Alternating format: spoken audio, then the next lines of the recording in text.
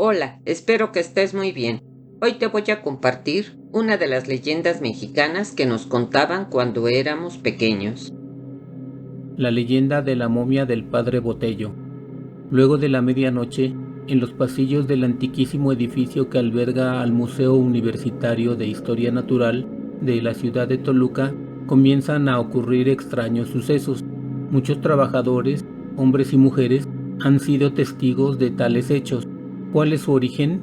Los propios trabajadores lo atribuyen a la terrorífica momia del padre Botello.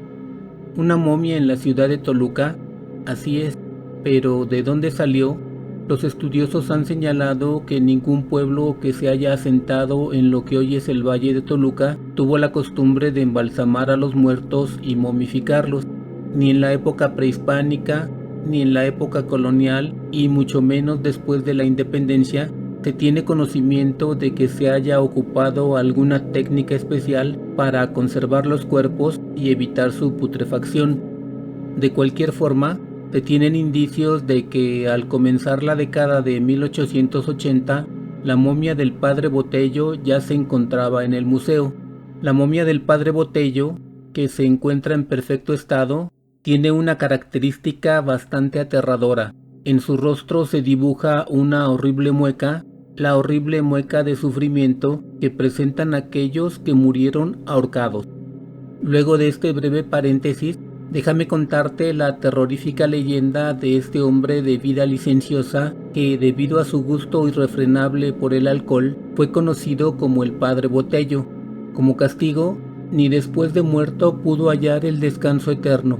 Aunque debo advertirte que esta truculenta historia tiene, al menos, dos versiones, pero las dos conducen al mismo final. Algunos abuelos cuentan que Botello provenía de tierras lejanas y cuando llegó al Valle de Toluca, como nadie lo conocía, se hizo pasar por sacerdote. Bajo este disfraz, por supuesto, no le fue difícil ganarse la confianza de la gente y el apoyo de los miembros de la iglesia local. Botello, que era un tipo carismático, astuto y simpático, se dedicó a predicar la palabra de Dios en los pueblos y las rancherías de la región. Por supuesto, en todos los hogares era bienvenido y nunca faltaba quien lo invitara a comer y, si se podía, también a empinar el codo, por lo que seguramente disfrutó de algún jarro de tecuy, mosquito o chumeate. Al parecer, le fue tan fácil engañar a todo el mundo que, sin medir las consecuencias de sus actos, se atrevió a cometer el sacrilegio de impartir falsos sacramentos.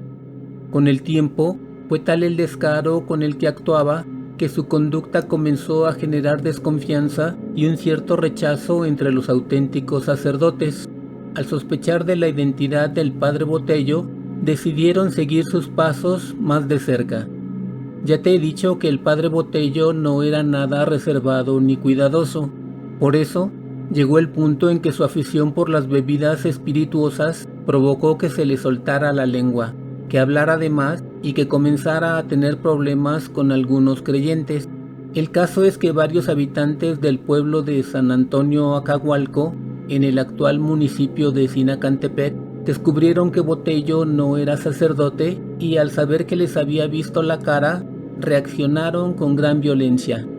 Los pobladores capturaron a Botello y lo llevaron a los terrenos de un antiguo rancho llamado Capardillas, también en Sinacantepec, en donde se le sometió a una especie de juicio popular. Se confirmó que no era sacerdote y varias personas lo acusaron también de haber abusado sexualmente de algunas mujeres que habían acudido con él a confesarse. La suerte de Botello estaba echada. Por supuesto, la muchedumbre lo declaró culpable y lo condenó a muerte.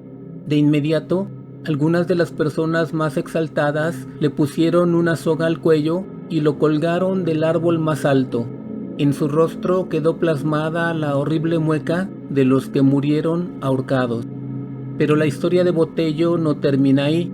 Otros abuelos cuentan que Botello sí era sacerdote y sí provenía de muy lejos. Según esta versión, el padre Botello llegó al Valle de Toluca proveniente de la zona de Comitán, en Chiapas, de donde había huido debido a la persecución religiosa en la época del presidente Calles y de la rebelión cristera. El caso es que Botello se presentó ante el padre superior del templo de San José el Ranchito y le comentó acerca de cómo había logrado sobrevivir. Al parecer, el padre prior nunca llegó a confiar en Botello. Algo tenía que no le daba buena espina. Por eso, solicitó informes a la mismísima iglesia en Roma acerca de la situación del recién llegado, pero pasaron muchos meses y nunca obtuvo una respuesta. Entretanto, por azares del destino, Botello supo de la existencia de un túnel que conectaba el templo de El Ranchito con el convento aledaño. Al parecer, en cierta ocasión llegaron a Toluca algunas tropas de revoltosos. Para escapar del peligro, el padre superior le ordenó al sacristán que abriera la puerta de acceso al túnel para que allí pudieran refugiarse hasta que pasara el peligro. Así fue como el padre Botello se enteró de la existencia de ese pasadizo que luego utilizó para cometer infinidad de actos lujuriosos. En el convento anexo a la iglesia del Ranchito se acostumbraba que las religiosas se confesaran cada tercer día. En grupos de 6 y 8 se dirigían a la iglesia muy de mañana a escuchar misa y, como parte del ritual, por supuesto, también comulgaban. Es muy probable que durante alguna de estas ceremonias el padre Botello aprovechara para comenzar a seducir a alguna de las monjitas. Al parecer, en mucho más de una ocasión, convenció a algunas religiosas para que se vieran a medianoche en el jardín del convento y allí, al amparo de la oscuridad, las hizo víctimas de sus más bajas pasiones. De alguna manera, el padre superior comenzó a recibir varias quejas en contra de Botello, pero este siempre negaba las acusaciones y afirmaba que solo eran mentiras. En cualquier caso, el asunto no terminó allí, pues se cuenta que algunos padres de familia también presentaron airados reclamos en contra del infame seductor, pues se le acusaba de citar a las jóvenes y abusar de ellas. Incluso se llegó a mencionar que una de esas jovencitas había quedado embarazada. Debido a las innumerables y continuas quejas en contra de Botello, el padre superior se vio obligado a ordenarle que fuera a predicar lejos de la ciudad, por los rumbos de Sinacantepec, San Luis Mextepec y San Antonio Acahualco. Aunque esa medida, que pudiera parecer enérgica, no representó ningún castigo. Por el contrario, cualquiera diría que fue un gran premio. Fue casi como soltar a un lobo en un gallinero, pues Botello tenía todo el campo libre para poder hacer de las suyas. Mientras tanto, el padre prior no se quedó cruzado de brazos y continuó realizando algunas indagatorias para conocer la verdadera identidad de Botello. Se presume que por medio del consulado de España recibió alguna notificación de que el padre Botello no era quien decía ser, o por lo menos había falseado su nombre. Por todos los poblados y las rancherías de la región de Sinacantepec, el padre Botello comenzó a tener la mala fama de ser un bebedor empedernido y un incorregible conquistador, que lo mismo intentaba seducir a mujeres solteras y casadas al momento de impartirles el sacramento de la confesión. Por eso, cuando sus excesos se volvieron intolerables, los feligreses enfurecidos, entre los que destacaban los padres y los maridos agraviados, decidieron hacerse justicia por su propia mano. Ese fatídico día, la multitud entró por la fuerza a la casa parroquial y sacaron a rastras, con lujo de violencia, al infame Botello, quien se vio sorprendido y no tuvo la menor oportunidad de escaparse.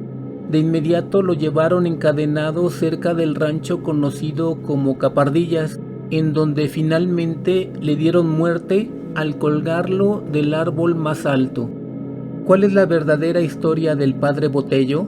Tal vez nunca lo sepamos con toda certeza, y seguramente tampoco sabremos cómo es que su cuerpo ha llegado a presentar un estado de momificación tan avanzado y se ha conservado en tan perfectas condiciones.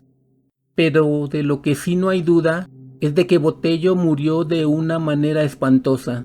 Su cuello está tenso, como corresponde al rictus provocado por el apriete de la cuerda, y sobre todo, su cara presenta esa horrenda mueca de sufrimiento que presentan aquellos que murieron ahorcados. Espero la hayas disfrutado. Si te gustó este video, por favor compártelo. Si le das me gusta y te suscribes a mi canal, me ayudas a crear más contenido. Muchas gracias.